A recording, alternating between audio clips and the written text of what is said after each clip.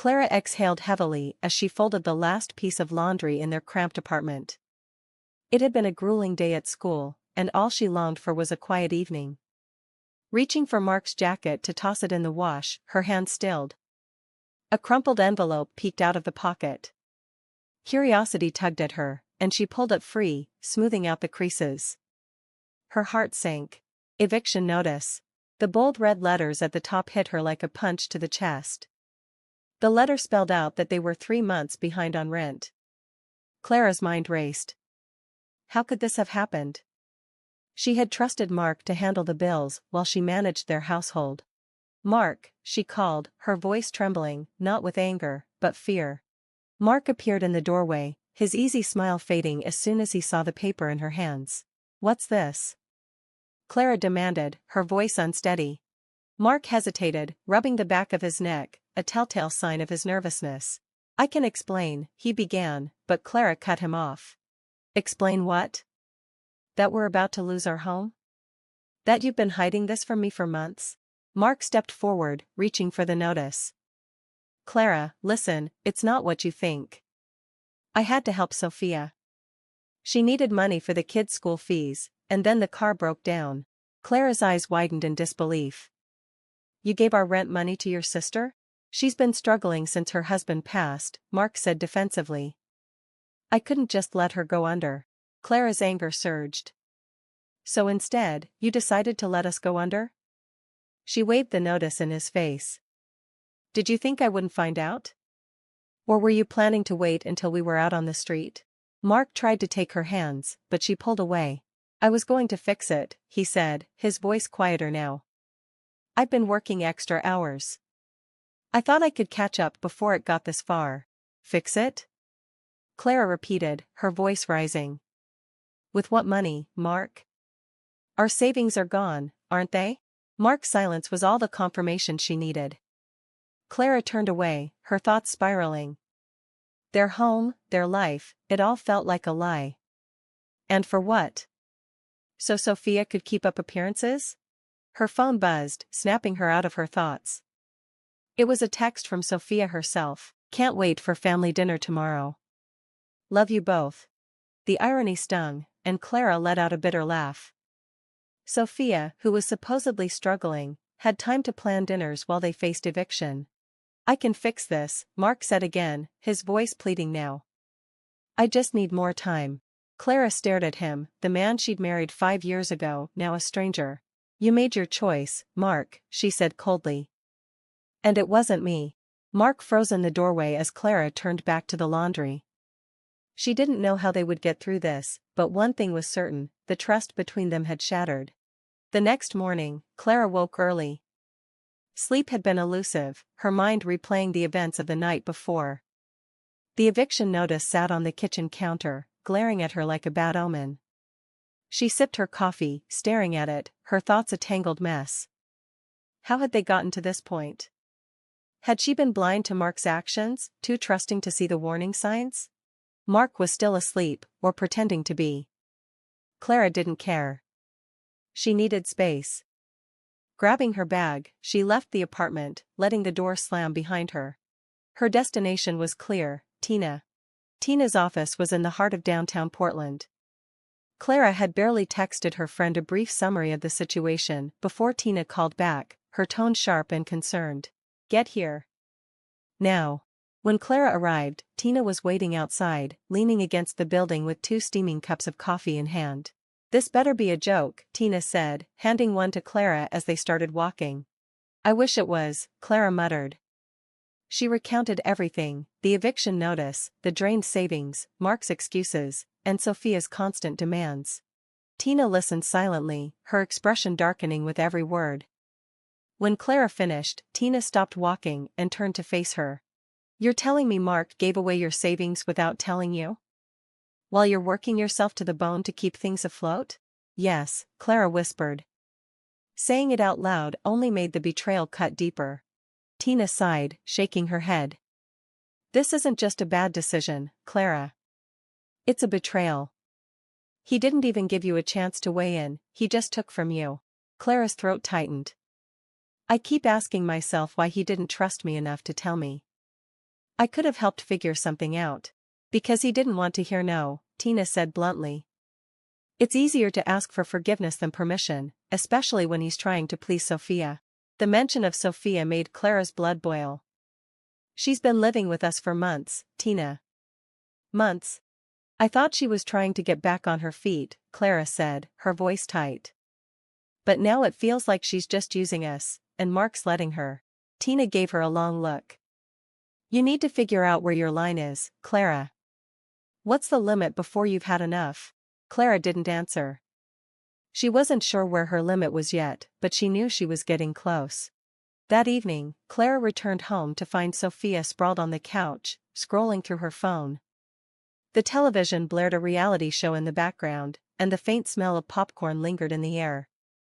Her 2 young children darted around the living room, toys scattered everywhere. Clara. Sophia called brightly, as if everything was fine. Dinner's almost ready. Hope you don't mind, I used that fancy pasta you bought last week. The kids were craving something special. Clara clenched her jaw. Fancy pasta. The same pasta she and Mark had been saving for a rare date night. Forcing a tight smile, she replied, no problem, and walked into the kitchen, where Mark was stirring a pot on the stove. He looked up, guilt etched across his face. Clara, not now, she cut him off, her voice sharp. She grabbed a glass of water and left, ignoring the tension that clung to the air like a storm cloud. The next day, Clara sat in her classroom during her lunch break, staring at her phone. A notification had popped up from Sophia's Instagram account. Against her better judgment, she opened it. The post showed Sophia's kids in brand new outfits, holding shopping bags from an upscale mall. The caption read, "Fresh start, new beginnings, so blessed." Clara's stomach churned. How could Sophia flaunt expensive purchases while they were on the brink of eviction? Frustration bubbled up inside her, and she texted Tina immediately, "Wine, my place, tonight." Tina arrived that evening with 2 bottles of red wine and a grim expression. As Clara vented, pouring out the details of Sophia's latest outrage, Tina shook her head. She's bragging about her life on Instagram while draining yours? And Mark just stands by and lets her? Exactly, Clara exclaimed. Then stop letting him, Tina said firmly, pouring Clara a generous glass of wine. You don't owe them anything, Clara. If they're going to treat you like a doormat, it's time to show them the door. Clara stared at the swirling wine in her glass. Tina was right, but it wasn't that simple. She had loved Mark. She had trusted him. Letting go of their life together wasn't a decision she could take lightly. The family dinner the following evening was everything Clara had expected, and worse. Sophia arrived early with a casserole dish, immediately taking charge of the kitchen as if it were her home. Mark hovered around her, eager to help and hanging on her every word. Sophia played the role of the grieving widow, her children once again the center of attention. Clara sat through it all in silence, her appetite gone. She listened as Sophia's mother, Linda, praised Mark for being such a good brother and scolded Clara for not being more understanding of family struggles.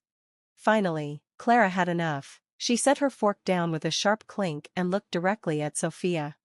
Do you want to tell everyone the truth, or should I? The room fell silent. Sophia blinked, feigning innocence. What do you mean? I mean the truth about where the money really went, the shopping, the trips, the expensive meals, Clara said, her voice steady, despite the anger simmering beneath the surface. The money Mark took from me to give to you. Linda gasped, her hand flying to her chest. Mark's face drained of color, and he looked as though he wanted to disappear. Sophia's face hardened. I don't know what you're talking about. Clara pulled her phone from her pocket, opened the screenshots of Sophia's Instagram posts, and slid it across the table. Don't you? Because this doesn't look like someone who's struggling. Sophia glanced at the screen, her face pale. I was going to pay it back, she stammered. When? Clara demanded. After we were homeless? You've been lying to us this whole time, Sophia, using your kids as an excuse to live off us while we fall apart. Linda tried to interject, but Clara held up a hand. No, Linda, you don't get to lecture me about family loyalty when your daughter has been stealing from me. The table was silent. Clara stood, her chair scraping loudly against the floor. I'm done, she said, her voice firm. I won't let you drag me down with you. Without waiting for a response, she walked out, leaving them to sit in the mess they had created. Back at the apartment, Clara began packing her things. She didn't know what her next step would be, but one thing was certain, she couldn't stay. As she folded clothes into a suitcase, Mark appeared in the doorway, his voice heavy with emotion. "Clara, please don't do this. We can fix it." She looked at him, the man she had once loved so deeply, now a stranger. "You made your choice, Mark," she said quietly, "and it wasn't me." Mark's shoulders slumped as Clara zipped up her suitcase. The weight of his betrayal hung heavy between them, and Clara knew it was a burden she could no longer carry. Tina placed a steady hand on Clara's shoulder. "You're not walking away, Clara, you're rebuilding. Trust me, this time, you're going to build something so much stronger." The next day, Clara's phone buzzed with a message from Mark. It was brief and to the point. "Can we talk? Just us." Clara stared at the text for a long moment, her emotions swirling in a storm of anger, sadness, and curiosity. Part of her wanted to ignore it entirely. Another part, the part that remembered the man she'd fallen in love with, wanted answers. After a deep breath, she typed back, "Fine, tomorrow, at the park." The following afternoon, Clara arrived early at the park. She sat on a bench beneath a sprawling oak tree, her hands stuffed in her coat pockets as the chilly Portland air nipped at her cheeks. She watched children laughing and playing on the nearby playground, their joy a bittersweet reminder of simpler times. Mark arrived a few minutes later, looking tired and disheveled. His once pristine appearance had given way to wrinkled clothes and a shadow of stubble. "Thanks for meeting me," he said quietly, sitting beside her. Clara didn't respond right away. She kept her gaze on the playground, watching a father push his daughter on a swing. Finally, she turned to Mark, her expression hard. "What do you want?" Mark sighed, running a hand through his messy hair. "I messed up, Clara, I know I did. I should have told you about the money, the bills, everything. I thought I could fix it on my own." "By lying to me?" Clara shot back, her voice sharp. "By taking our savings without even asking?" Mark flinched as if her words physically struck him. "I didn't mean to hurt you, I was just trying to help. Sophia, she's been through so much, losing her husband, raising 2 kids alone." "And what about me, Mark?" Clara interrupted, her voice rising. "What about us? Do you think this hasn't been hard for me too? I was your partner, you were supposed to trust me. Instead, you chose to betray me." "I didn't see it that way," Mark said quietly, his voice tinged with regret. "I thought I was doing the right thing." "For who?" Clara asked, her eyes narrowing. "Because it sure wasn't for us." Mark looked down at his hands, his shoulders slumping. "You're right," he admitted. "I let my guilt over Sophia's situation cloud my judgment. I put her needs above yours, above ours. And I'm sorry." Clara shook her head, a bitter laugh escaping her lips. "Sorry doesn't fix this, Mark. Sorry doesn't pay the rent or undo the damage you've done." "I know," Mark said, his voice earnest, "but I want to make it right. I've started therapy. I've been talking to my boss about taking on extra work to pay back what I took. I'm trying, Clara." Clara stared at him, searching his face for a glimpse of the man she had once trusted implicitly. She could see the regret in his eyes, but regret wasn't enough. Trust, once broken, wasn't so easily repaired. "I appreciate that you're trying," she said finally, "but I don't know if I can forgive you for this." Mark nodded slowly, as if he'd been expecting her response. "I understand, but I'm not giving up on us, Clara, not yet." Clara didn't reply. She wasn't sure what to say. Part of her wanted to believe him, to cling to the hope that they could rebuild what had been lost. But another part, the part that had been betrayed, wasn't ready to let go of her anger. Later that evening, Clara returned to the apartment for the first time in days. Mark wasn't home, but Sophia was. She sat on the couch, her children playing quietly on the floor. When Clara walked in, Sophia looked up, her expression a mix of guilt and defiance. "Clara," Sophia said hesitantly, standing as if to greet her, "can we talk?" Clara crossed her arms, leaning against the doorframe. "What is there to talk about, Sophia? You've already said enough with your actions." Sophia wrung her hands nervously. "I know I've messed up. I know I've taken advantage of you and Mark. And I'm sorry." "Are you?" Clara asked coldly, "because it didn't seem like you were sorry when you were posting pictures of your shopping trips and new clothes while we were struggling to keep a roof over our heads." Sophia winced, her shoulders slumping. "I was trying to keep up appearances. After Tom died, I didn't know how to handle everything, the bills, the kids, the loneliness. It all felt like too much. So I made bad choices. Bad choices that hurt other people, Clara said, her tone unyielding. Do you even realize the position you put us in? I do now, Sophia said, her voice cracking. I've been selfish, and I see that now. I want to make things right, Clara. Clara studied her sister-in-law for a long moment. There was sincerity in Sophia's voice, but Clara wasn't ready to forgive, not yet. Then start by fixing your own life, Clara said firmly. Stop expecting others to carry you while you drag them down, because I'm done. Sophia nodded, tears welling in her eyes. I will, I promise. Clara didn't respond. Instead, she turned and walked to her room, shutting the door behind her. For the first time in months, she felt a flicker of peace, not from reconciliation, but from drawing her boundaries and reclaiming her space. Sophia stood with tears streaming down her face, her voice trembling with sincerity. I will, Clara, I promise I'll make things right.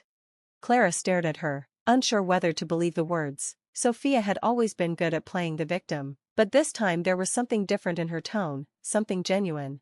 We'll see, Clara said finally, her voice steady. Actions speak louder than words. Sophia, if you really want to make things right, show me.